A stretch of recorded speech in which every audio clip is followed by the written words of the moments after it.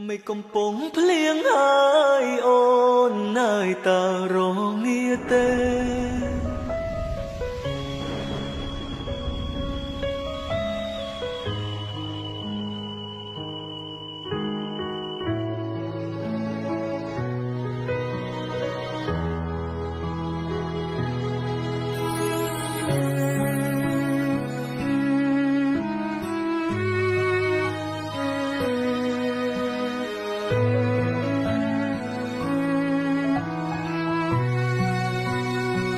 ធ្លាប់តែជាមនុស្ស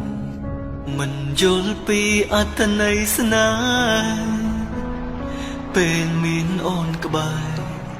បងមិនចេញថែរក្សាពេលបាត់បង់រូបជីវ៉ាទើបបងដឹងថាអូនពិត